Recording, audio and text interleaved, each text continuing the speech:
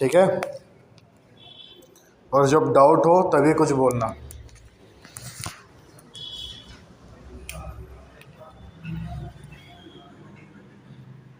Chapter number 14 या फिर बोलो चैप्टर नंबर 12, नाम क्या है?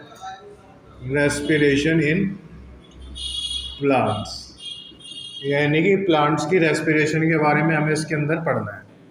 बात करें अगर फोटोसिंथेसिस की, फोटोसिंथेसिस के अंदर हमने क्या पढ़ा था? हमने क्या किया था? पहले लाइट का इस्तेमाल करके क्या बनाई? एनर्जी बनाई। उस एनर्जी का इस्तेमाल करके हमने क्या बनाया? ग्लूकोज बनाया। इसको हम बोलते हैं लाइट रिएक्शन, या फिर और इसको हम क्या बोलते हैं? Dark reaction. ठीक है, अब जब ग्लूकोज बन गया यानी कि हमारे पास एनर्जी रेडी हो गई, तो अब हमें क्या करना है? इस जहाँ पर एनर्जी की रिक्वायरमेंट है वहाँ पर हम इस ग्लूकोज को तोड़ेंगे और तोड़ के क्या बनाएंगे? एनर्जी बनाएंगे। ठीक है, अगर हम इसकी बात करें तो एक प्रोसेस होता है जिसे हम बोलते हैं, अगर इसकी पूरी चैप्टर की पहले कहानी समझते हैं कि इस पूरे चैप्टर में एक्चुअली में होता कौन कौन से प्रोसेस है और हम एक्चुअल में कहानी किस डायरेक्शन में चला रहे हैं। तो अगर हम बात करें, जैसे ही अपना ग्लूकोज है, इस ग्लूकोज को सबसे पहले हम तोड़ते हैं। क्या करते हैं? ब्रेक करते हैं। ब्रेक किस प्रोसेस से करते हैं हम? ग्लाइकोलाइसिस। कौन से प्रोसेस से करते हैं? ग्लाइकोलाइसिस। और जब ग्लाइकोलाइसिस प्रोसेस से हम ग्लूकोज को तोड़ते हैं तो हमें यहाँ पर मिलता है पायरुविक एसिड। क्या मिलता है यहाँ पर? पायरुविक एसिड यहाँ पर मिलता है। और ये जो ग्लाइकोलाइसिस है ये एक कॉमन पाथवे है जो कि एरोबिक रेस्पिरेशन के अंदर भी देखने को मिलता है और एनारोबिक रेस्पिरेशन के अंदर देखने को मिलता है।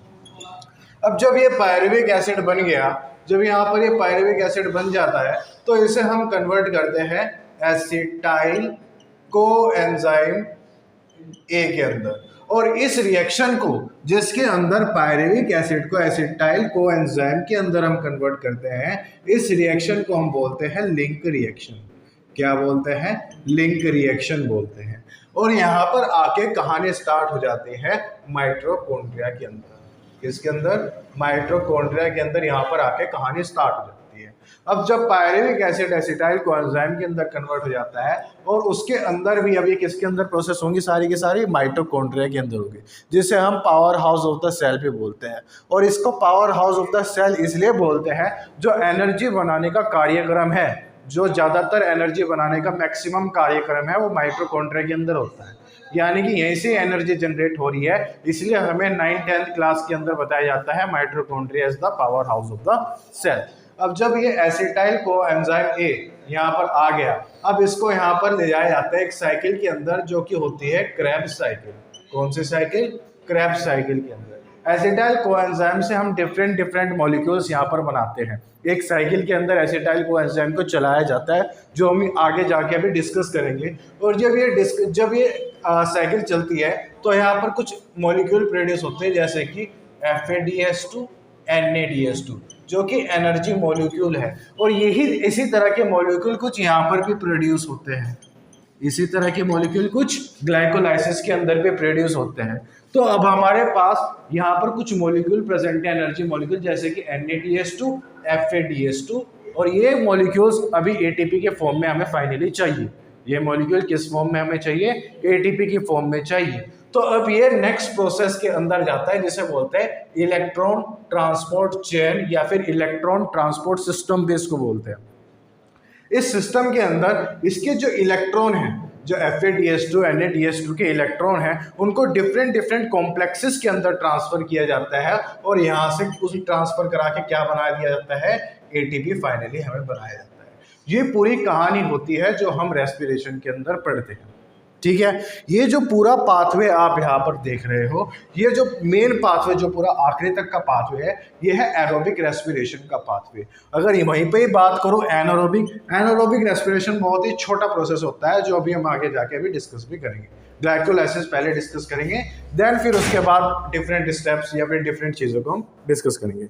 यहाँ तक किस किस को बात समझ में आती है पहले बताओ, कि जो कोई परेशान नहीं। आपका 100% फोकस बोर्ड पे होना चाहिए, फॉर द रीज़न क्योंकि हम थोड़ा तेज पढ़ेंगे और ये आपका आखिरी मौका है रेस्पिरेशन को समझने का। इसके बाद कहीं अगर आप जाके ड्रॉप लेंगे तभी समझ में आएगा, तो अभी समझना है समझ लो, पूरा फोकस इसलिए पूरी क्लास में बोर्ड पे ही रखना। मिटा दो इसे सबको, किसी को नोट तो नहीं करना, फोटो तो नहीं खींचना।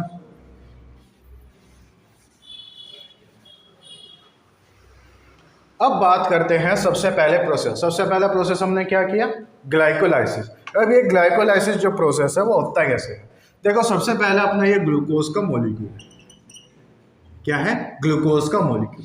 ये ग्लूकोज का मॉलिक्यूल टूटता है ग्लूकोज 6 फॉस्फेट के अंदर कन्वर्ट होता है। क्या हुआ, ये ग्लूकोज का मॉलिक्यूल था और ये ग्लूकोज का मॉलिक्यूल किस मॉलिक्यूल के अंदर कन्वर्ट हो गया, ग्लूकोज 6 फॉस्फेट के अंदर। जहां पर ये पी सर्कल करके बना रहा हूं उसका मतलब है फॉस्फेट, ठीक है।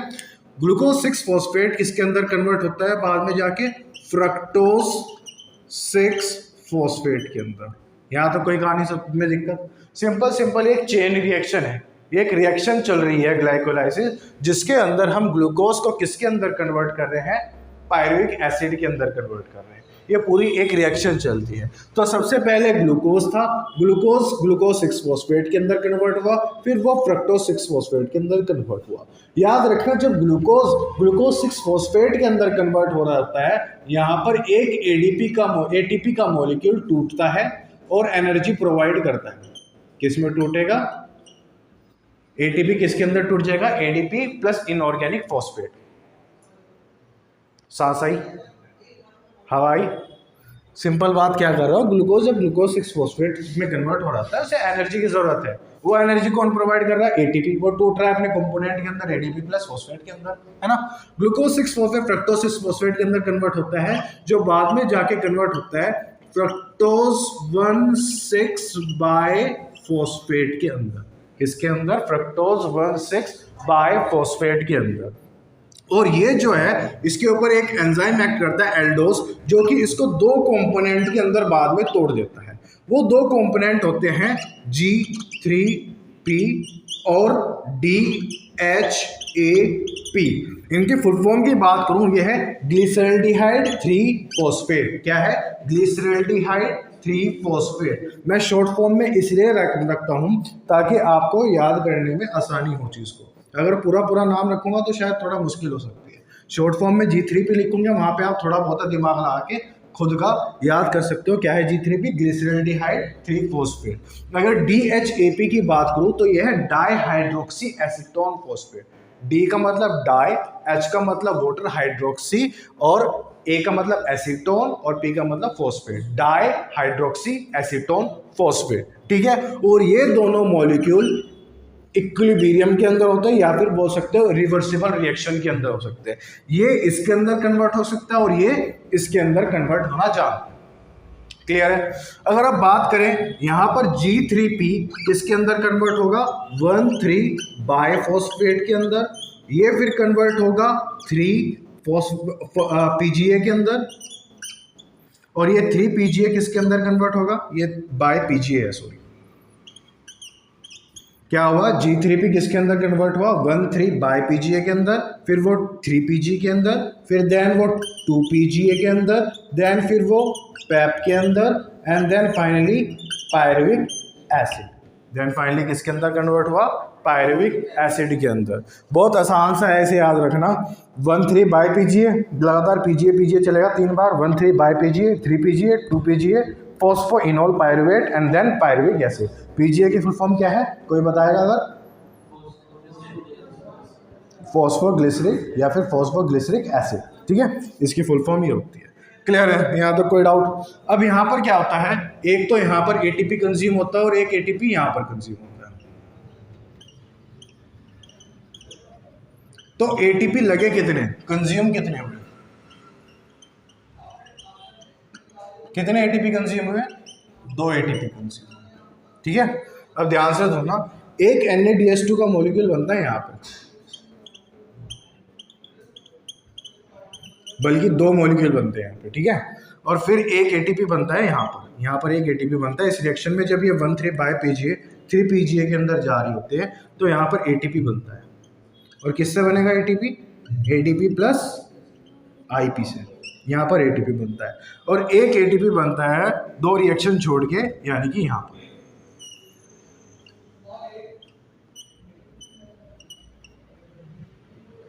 यहाँ तक किस किस का डाउट?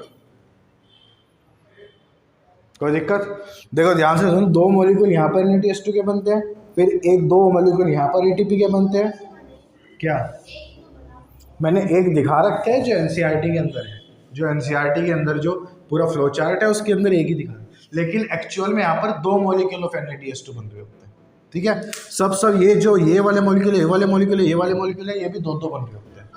ठीक है, वहाँ पर एक बन नहीं रहा, वो कंज्यूम एक हो रहा है, वहाँ पर लग रहा है, यहाँ पर हम कमा रहे हैं। ठीक है, वहाँ पर हम लगा रहे हैं और यहाँ पर नीचे आके हम कमा रहे हैं। ठीक है, तो 2 NaDH2 और 1 2 3 4 ATP कितने बने? बनाए कितने हमने? फॉर्म कितने हुए? 2 NaDH2 जो कि किसके इक्वल है? 6 ATP के इक्वल है ना, और 4 ATP हमने नॉर्मली अलग से बनाए। तो टोटल ATP कितने बने? 10, बट 2 हमारी क्या लग गई? मजदूरी लग गई। तो नेट कितना हुआ? ये किस किस को समझ में आया? यही बात समझ में क्या किया मैंने? आई नहीं? 2 मॉलिक्यूल यहाँ पे बने NaDH2 के, एक मॉलिक्यूल NaDH2 3 ATP बना के देता है, तो 2 मॉलिक्यूल कितने बना के देंगे? 6 ATP। ठीक है, 2 यहाँ पे बने ATP और 2 यहाँ ATP बने, तो टोटल ATP कितने हो गए? 4। तो टोटल ATP कितने बने? 10 ATP बने टोटल, है ना। मैथ से सिंपल। लेकिन हमने खर्च कितने करे? एक खर्च यहाँ पर खर्च कर दिया, एक यहाँ पर खर्च कर दिया, तो खर्च कितने करें? 2 ATP खर्च किए, तो नेट कितना बना हुआ? मतलब हमें कमाई कितने की हुई? 8 ATP। सिंपल, आसान है। अच्छा, ये तो हो गया कॉमन पाथवे किसके अंदर? तुम्हारे एरोबिक या फिर एनारोबिक रेस्पिरेशन के अंदर। अब जो ये पायरुविक एसिड बनना है, ये 2 रिएक्शन के अंदर जा सकता है, या तो वो जा सकता है एनारोबिक रेस्पिरेशन के अंदर,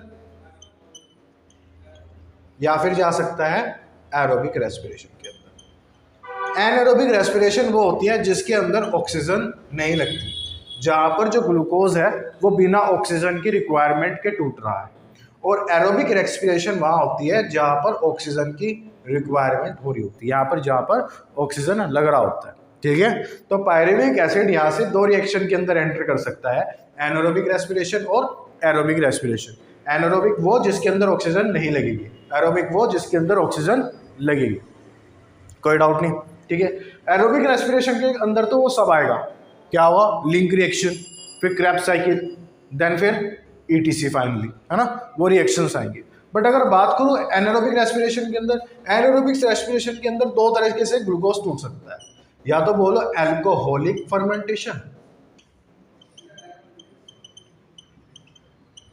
या फिर बोलो लैक्टिक एसिड फर्मेंटेशन। दारू कैसे बनती है? दारू को देखा?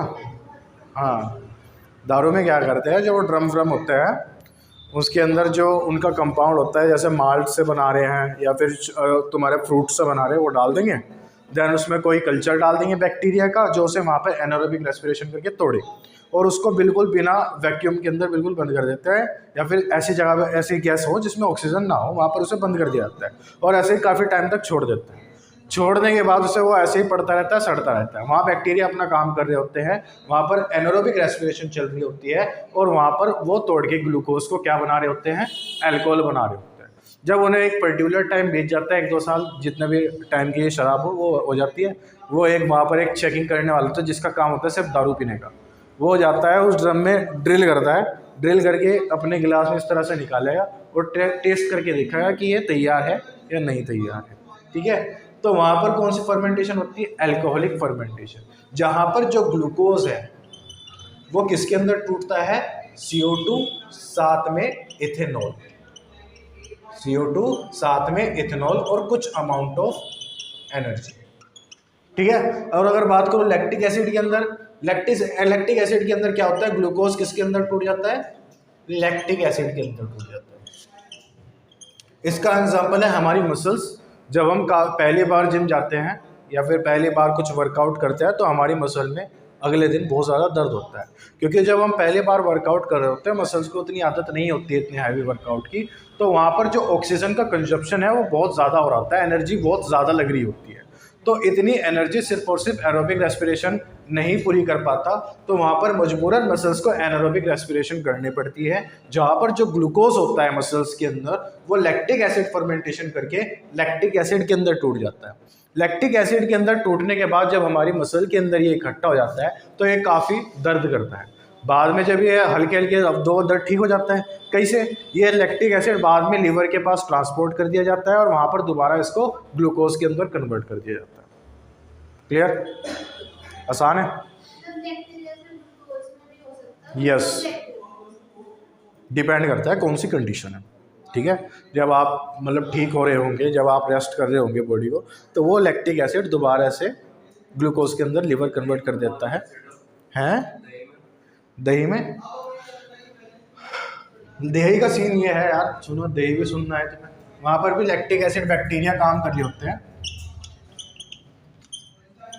वहाँ पर भी लैक्टिक एसिड ही लैक्टिक एसिड ही बन रहा होता है। और जो ये लैक्टिक एसिड है वो क्या कर देता है, उस दूध को फाड़ देता है, दूध को डाइजेस्ट कर देता है, और वो बैक्टीरिया भी कुछ डाइजेशन प्रोसेस कर रहे होते हैं, जिसके अंदर वो दूध किसके अंदर कन्वर्ट होता है, दही के अंदर कन्वर्ट होता है। अब चाहे आप दूध पी रहे हो, चाहे आप दही खा रहे हो, पेट में जाके वो दही बन रहा है। इट्स अ डार्क रियलिटी, क्योंकि हमारे पेट में भी एसिड होता है। जब हम दूध पीते हैं तो वो भी दही के अंदर ही कन्वर्ट होता है। तो इसलिए जो डॉक्टर्स होते हैं, जब हमारा लिवर अच्छे से काम नहीं कर रहा होता, वो कहते हैं कि दही चाहे कितनी भी खा लो लेकिन दूध मत पीना। फॉर एग्जांपल डेंगू मलेरिया के अंदर, ठीक है, दूध मना कर दिया जाता है, और यही रीज़न होता है क्योंकि उसे डाइजेस्ट करना बहुत मुश्किल हो जाता है, और जो दही होती है वो पहले ही काफ़ी हद तक डाइजेस्ट होती है, तो न्यूट्रिशन उतना ही मिलना होता है, बल्कि एक्स्ट्रा ही न्यूट्रिशन मिलता है, क्योंकि जो दही होती है उसके अंदर विटामिन B12 की जो क्वांटिटी होती है वो बहुत ज़्यादा हाई होती है। हाँ, दही खाओ जितनी खानी है, मना कौन कर रहा है? अगर तुम्हें जुकाम ना लगता हो दही खा के तो ठीक है। यहाँ तक की कहानी समझ में आई? मिटा दो इसको, मिटा दूँ, मिटा दे।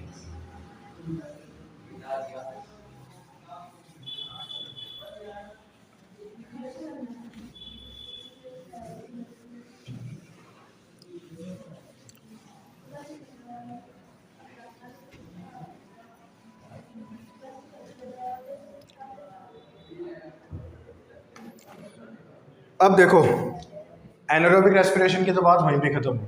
एनारोबिक रेस्पिरेशन के अंदर क्या हुआ, ग्लूकोज सीधा या तो अल्कोहल के अंदर टूट गया, लैक्टिक एसिड के अंदर। बट एरोबिक रेस्पिरेशन के अंदर ऐसा नहीं होता। एरोबिक रेस्पिरेशन के अंदर ज़्यादा क्वांटिटी बनती है एनर्जी की, एनारोबिक रेस्पिरेशन के अंदर कम बनती है। इसलिए एरोबिक रेस्पिरेशन का प्रोसेस थोड़ा लंबा चलता है as compare to anaerobic respiration. और इसी के थ्रू क्या होता है, यहाँ पर क्या होता है, जो अपना पायरुविक एसिड बना,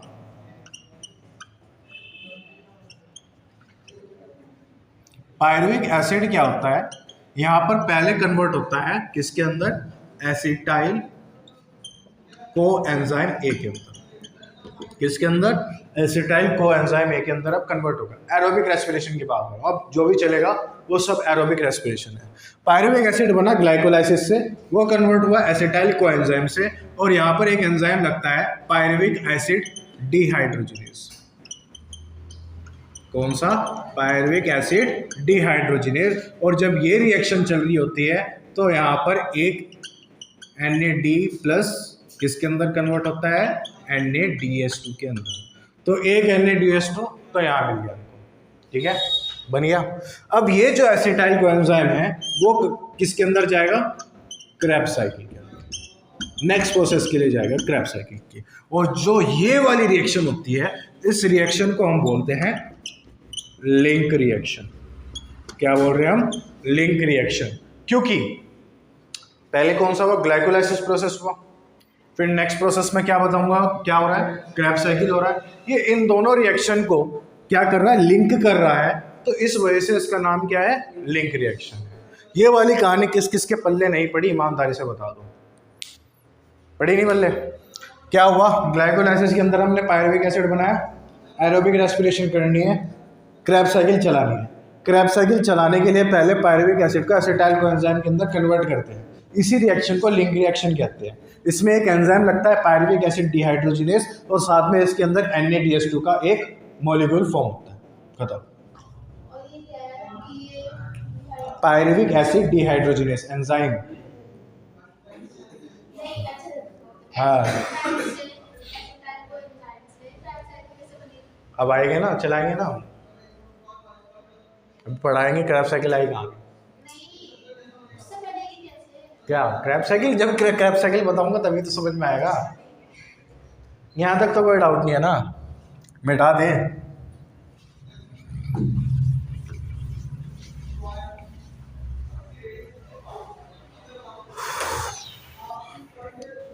देखो जी क्या हुआ, पायरुविक एसिड किसके अंदर कन्वर्ट हुआ? एसिटाइल को एंजाइम ए के अंदर, और यहाँ पर क्या बना? Na-DH2 का मॉलिक्यूल बन गया। ठीक है, ये कहानी चल रही है, ध्यान से सुनना। ये कहानी चल रही है किसके अंदर? माइटोकॉन्ड्रिया के अंदर। अब एसिटाइल कोएंजाइम में किसके अंदर है? माइटोकॉन्ड्रिया के अंदर है। तो ये कहानी अब पूरी माइटोकॉन्ड्रिया के अंदर चलेगी। यहाँ पर क्या होता है? एक ऑक्सैलो एसिटिक एसिड का मॉलिक्यूल होता है। क्या होता है?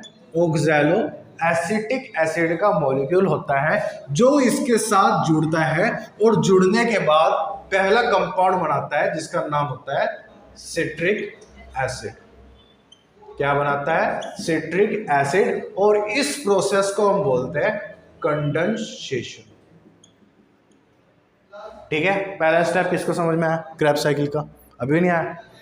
ये तुमने बताया था ये एसिटाइल कोएंजाइम कैसे क्रैब साइकिल ले जाएगा। क्रैब साइकिल का काम है जो अब पूरी साइकिल चलेगी। पायरुविक एसिड बना एसिटाइल कोएंजाइम से। Acetyl coenzyme oxalo acetic acid से जुड़ता है, जो कि माइटोकॉन्ड्रिया के अंदर पहले से प्रेजेंट है। जुड़ के क्या बनवा रहा है? सिट्रिक एसिड बनवा रहा है। ऐसे एसिटाइल कोएंजाइम भागीदारी ले रहा है किसके अंदर? क्रैब साइकिल के अंदर। समझ में आई? Acetic acid acetyl coenzyme A के साथ जुड़ा, मिलके दोनों ने भाईचारा किया, और भाईचारा करके क्या बनाया? सिट्रिक एसिड बनाया। हाँ किसके अंदर? हाँ होता है, किसने बना किया? ठीक है, उन्हें इसलिए तो सिट्रस फूड बोलते हैं। टॉफीज के अंदर भी होता है। जो टॉफ़ी होती है वो कौन सी खाते हो तुम? पल्स। ये जो पल्स वगैरह जो खट्टी खट्टी टॉफ़ी होती है, उसके अंदर सिट्रिक एसिड डलता है।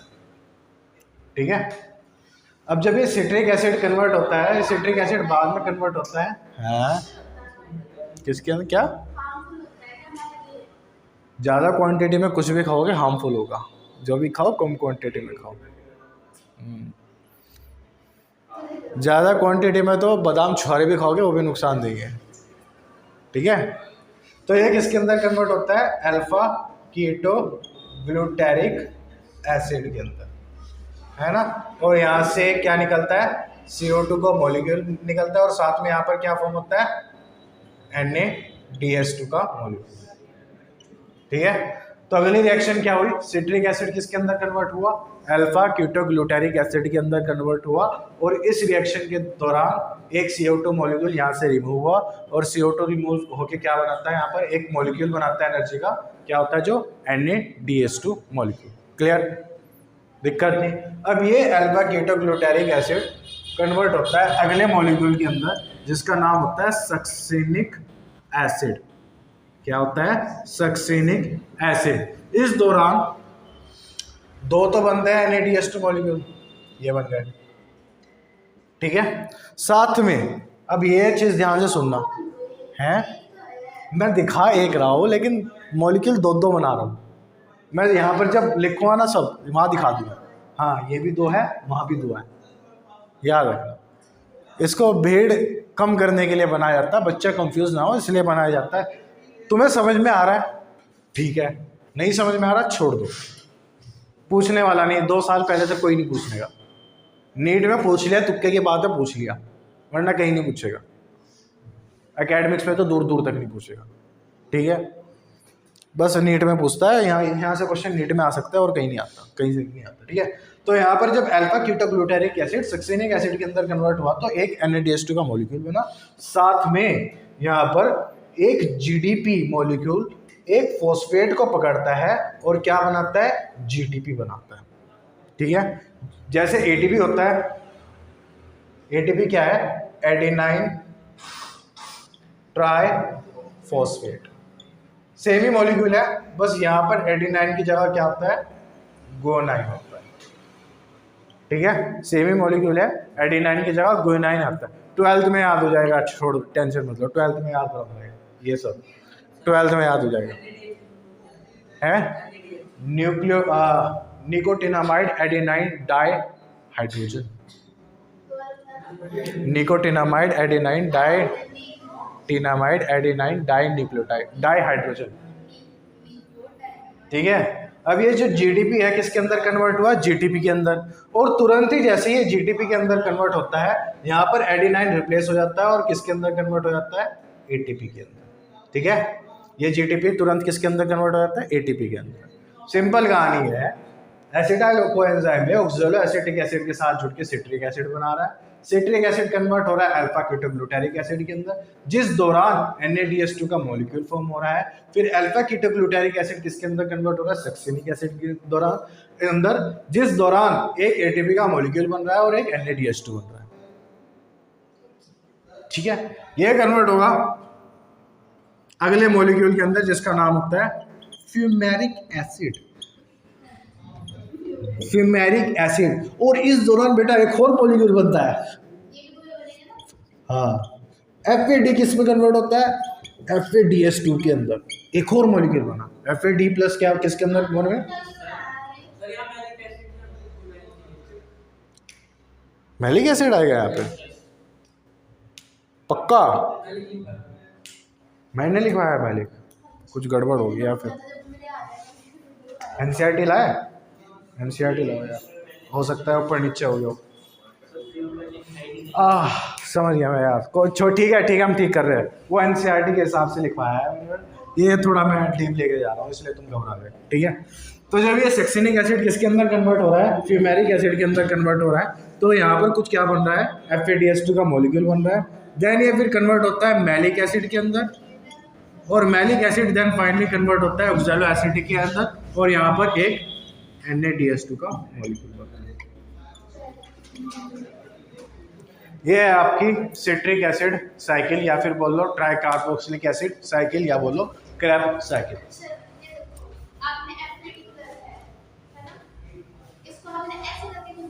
हाँ, मैं इसको ऐसे भी करके बना दूं, कोई दिक्कत नहीं। एरो कहाँ जा रहा है, एरो देखो, मेरी मर्जी, तुम्हारी मर्जी, उधर को बना लो, एरो सही होना चाहिए, एरो सही होना चाहिए, सिंपल बात, एरो सही होनी चाहिए, मुद्दे की बात ये है।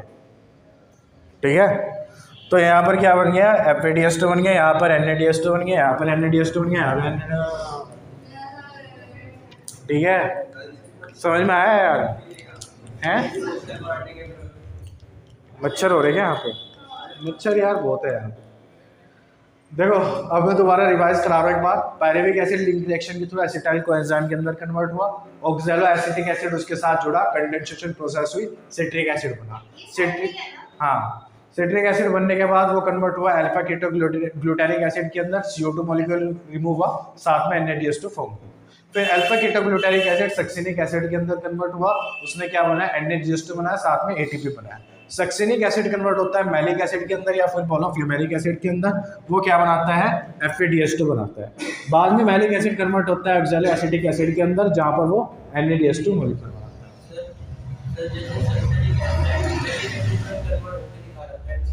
किसमें,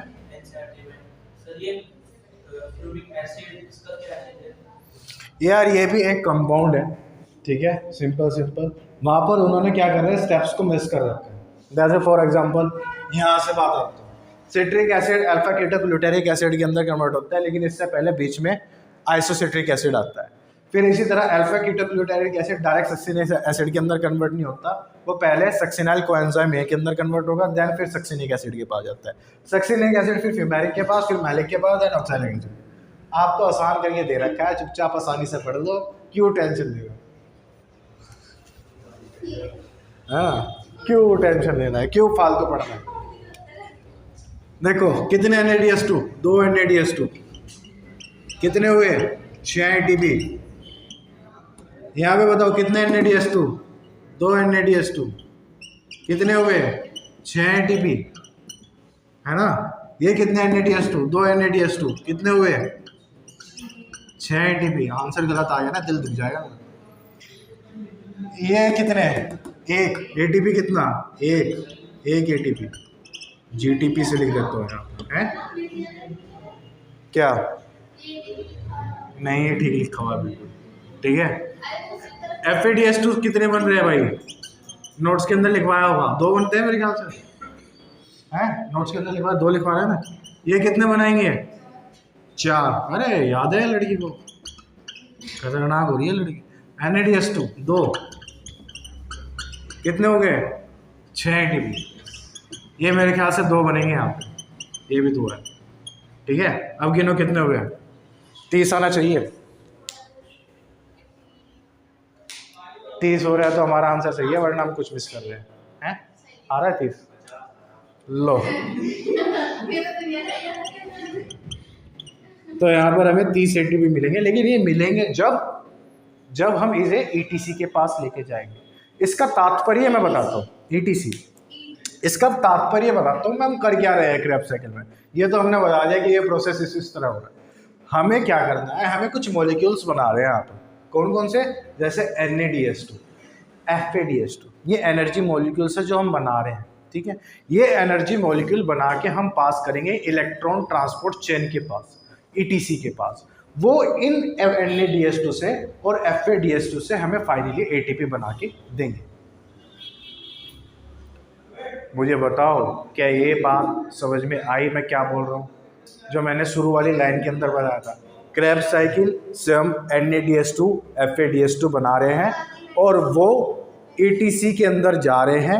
ETC के अंदर जाने के बाद वो फाइनली ATP बनाकर दे रहे हैं। अब ETC में फेंक के मारेंगे ना अपने। बेटाओ अगला प्रोसेस आपको समझ नहीं आएगा। जिसमें तो घबरा गया था। फोटो खींचना है खींच लो, वरना मैं चलता हूँ आगे।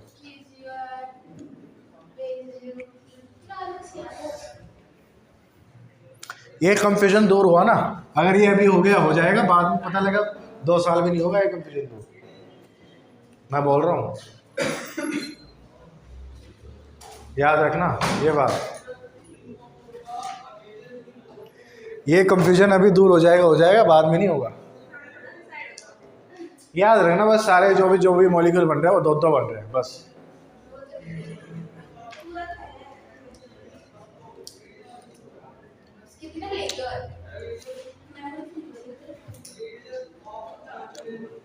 मिटा दूं?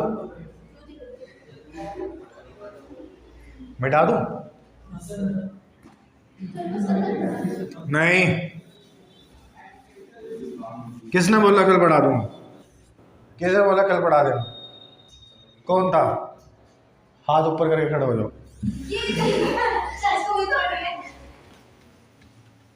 बाहर, क्लास के बाहर हाथ ऊपर करके खड़े हो जाओ।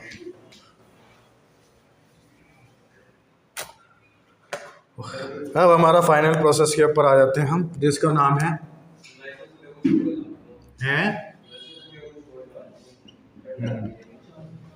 फाइनल प्रोसेस का नाम है ATC। फुल फॉर्म दीक्षा बताइए।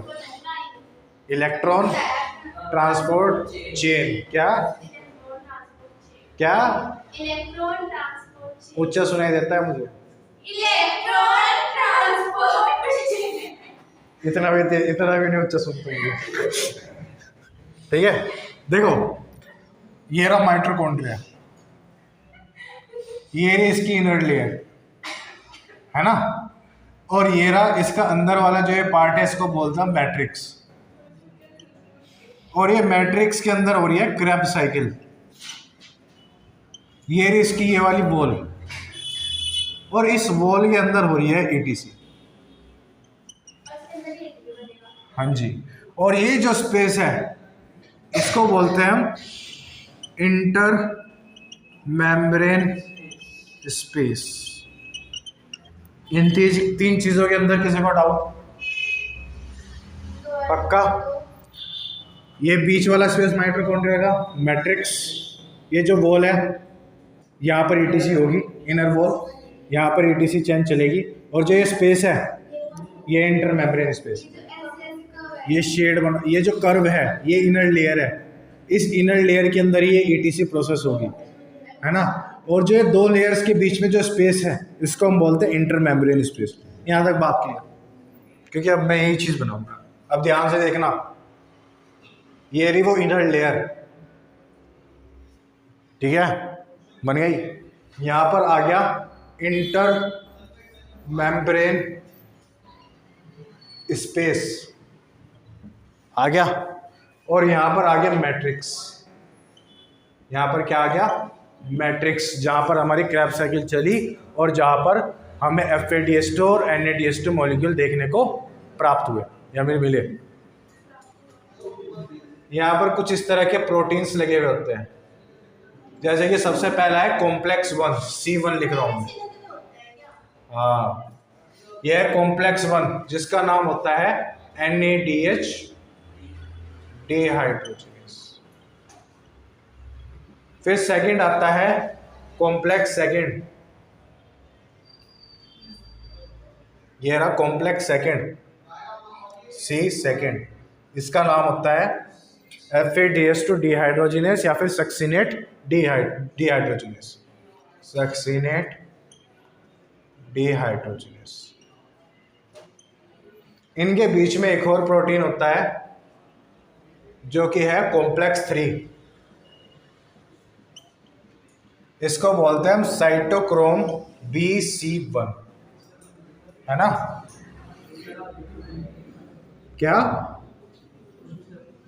अगला प्रोटीन है यहाँ पर कॉम्प्लेक्स 4, और लास्ट में होता है अपना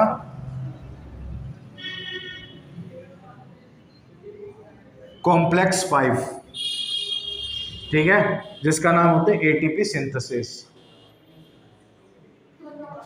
इसका 4 का नाम यार तुम देख के बताओ, मैंने क्या लिखवा रखा है नोट्स में, मुझे याद नहीं आ रहा, लिखवा नहीं रखा ना। इसका नाम साइटोक्रोम ऑक्सीडेज, इसका नाम साइटोक्रोम ऑक्सीडेज है। हाँ, देख लिया, अरे देख लिया,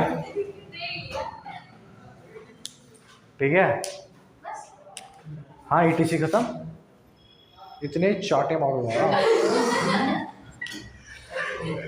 अभी तो कहानी सिर्फ शुरू हुई है, अभी तो है। ये बात है, चलता है यार इतना। ये भी लगाओ क्या? लगाऊं क्या? जरूरी नहीं है यार, साइटोक्रोम ऑक्सीडेज काफी बुकों में सिर्फ साइटोक्रोम ऑक्सीडेज लिखा हुआ है। हाँ हाँ, अभी तो स्टार्ट ही हुई, अभी तो हमने स्टार्ट ही करा,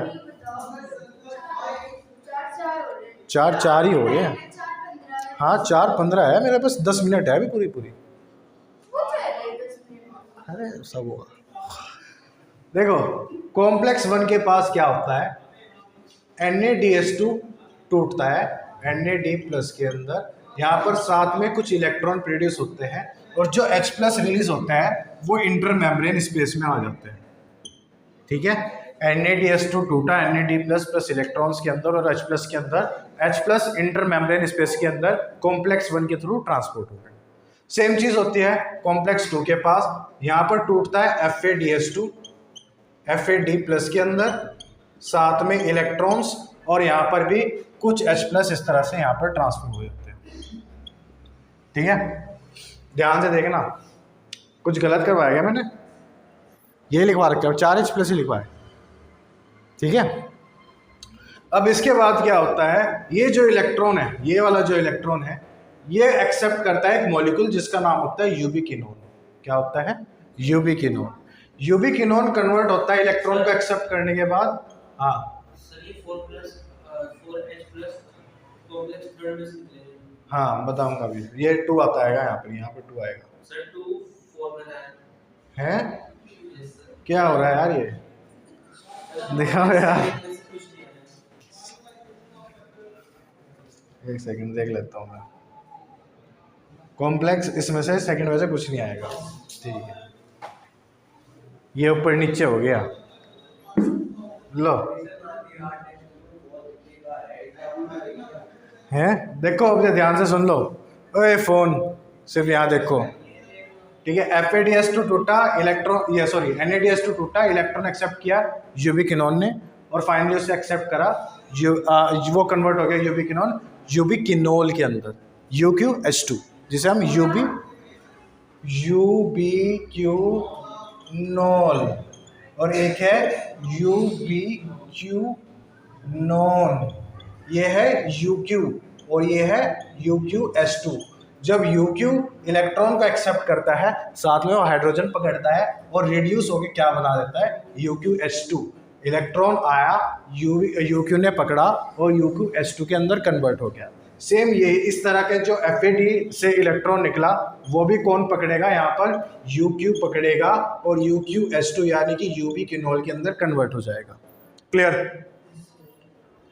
ठीक है, अब ये दोनों पास होंगे कॉम्प्लेक्स सेकंड से, सॉरी थर्ड से, है ना। सबसे पहले इलेक्ट्रॉन पास होंगे साइटोक्रोम B के पास, देन साइटोक्रोम C1 के पास, है ना।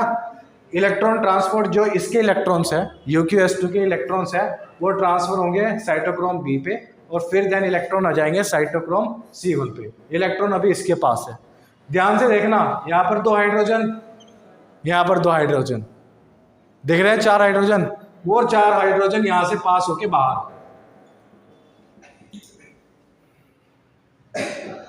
सांस में आ रही है मैं तो। सर इसमें साइटोक्रोम B के बीच में सर FPS भी पता है मुझे। अभी पहले मेन मुद्दा समझान दे, वरना इन्हें उल्टी हो जाएगी। अरे बताओ हो क्या रहा, बहुत इंपॉर्टेंट प्रोसेस हो रहा है। ठीक है, साइटोक्रोम B से साइटोक्रोम C1 पे फाइनली इलेक्ट्रॉन आ गया। अब ये देखो यार, ये रहा साइटोक्रोम 4 और ये रहा कॉम्प्लेक्स थर्ड, ये रहा कॉम्प्लेक्स थर्ड और ये रहा कॉम्प्लेक्स 4। इनके बीच में कितना बड़ा गैप है, ऐसे एकदम से पास नहीं करे जा सकते। तो इस नदी को पार करने के लिए बोट चाहिए होगी। तो यहाँ पर एक बोट आती है जिसका नाम होता है साइटोक्रोम C।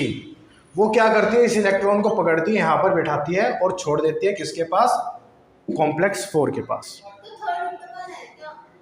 ये रहा थर्ड, और ये रहा कॉम्प्लेक्स 4, ये रहा कॉम्प्लेक्स 1, ये रहा कॉम्प्लेक्स 2। अभी रिवाइज करूँगा, जितना दिमाग में घुस रहा है घुसाओगे। ठीक है, अब एक यहाँ से यहाँ पर इलेक्ट्रॉन पहुँचाने के लिए एक बोट चाहिए थी, उस बोट का नाम है साइटोक्रोम C। उसने इलेक्ट्रॉन पकड़ा और किसके पास भेज दिया, साइटोक्रोम 4 के पास भेज दिया। अब जब यहाँ पर इलेक्ट्रॉन इस तरह से अंदर की तरफ भेजा जाता है कॉम्प्लेक्स 4 के पास, तो यहाँ से जब और चार्ज का ट्रांसफर हो रहा है, नेगेटिव चार्ज का ट्रांसफर हो रहा है, तो कुछ H+ भी भेजने पड़ेंगे। तो यहाँ से पास होते हैं 2 H+। यहाँ पर क्या हो गया, 2 H+ बाहर आ गए। ठीक है, अब ध्यान से देखना एक चीज, ये इलेक्ट्रॉन यहाँ पर आया, यहाँ पर एक होता है ऑक्सीजन का मॉलिक्यूल ½ O2 और एक होता है H+। ये तीनों जुड़ के यहाँ पर बना देते हैं H2। तो इलेक्ट्रॉन को फाइनली किसने एक्सेप्ट किया, पानी ने। आसान है। ठीक है, ध्यान से सुनना। अब एक और बात, अब है मुद्दे की बात। यहाँ पे देखो H+ बिल्कुल कम, यहाँ पर देखो H+ कितने ज़्यादा, ये रे बन रहे बड़े। यहाँ पर H+ इकट्ठे होते जा रहे हैं, वहाँ पर H+ बहुत ज़्यादा कम होते जा रहे हैं। एक प्रोटॉन ग्रेडियंट बन गया, यानी कि एक जगह प्रोटॉन बहुत ज़्यादा, एक जगह एक प्रोटॉन बहुत ज़्यादा कम, प्रोटॉन ग्रेडियंट बन गया। तो जितने भी ये H+ हैं, ये क्या करेंगे, कॉम्प्लेक्स 5 से पास होंगे। पास होने पे ADP का मॉलिक्यूल उस एनर्जी को पकड़ेगा और ATP बना देगा। ये है ETC, बना दी ATP। हमारा फाइनल मुद्दा क्या था, ATP बनाना, और हमने ATP फाइनली बना दिया, चाहे हमें कितना ही काम झाम करना पड़ा। ठीक है, ठीक है। अब यहाँ पर एक जिसको सुनने का मन है थोड़ा सा और सुन लो। जैसे कि यहाँ पर पहले आता है FMN और यहाँ पर फिर क्या आता है, FES। सेम इस तरह से यहाँ पर आता है FAD, फिर आता है FES। कंपोनेंट बता रहा हूँ, इनके बीच में क्या आता है, FES। और यहाँ पर पहले क्या आता है, copper A, cytochrome A3 cytochrome A, then फिर हाँ मुझे पता है उल्टा हो गया, ठीक है, cytochrome A and then A3 then copper B, फिर देन पास। याद रखने हो रखो, नहीं रखने ना रखो, वो तुम्हारी मर्जी है, बट अगर नीट के लिए पढ़ रहे हो तो याद रखने पड़ेंगे।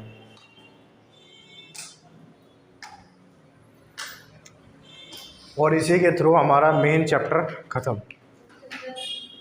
आसान था यार, कितना आसान चैप्टर था। अब जो क्वेश्चन मैंने ग्रुप में भेजे हुए हैं वो सॉल्व कर लेना, वो सॉल्व कर लेना सारे के सारे। मैंने थ्योरीज वाले सब्जेक्टिव क्वेश्चन भी भेजे और एमसीक्यू भी भेज रखे हैं, ठीक है। जिसका टारगेट सिर्फ और सिर्फ सब्जेक्टिव है या फिर 11th क्लास है, वो सेकंड वाली जो क्वेश्चन आंसर वाले पीडीएफ है उसे कंप्लीट कर लेना। जिसका टारगेट कंपटीशन है उसको तो दोनों ही करनी है। अब टारगेट देख लो क्या है तो, ठीक है। आज के लिए देख ही रखे हम, मिलते हैं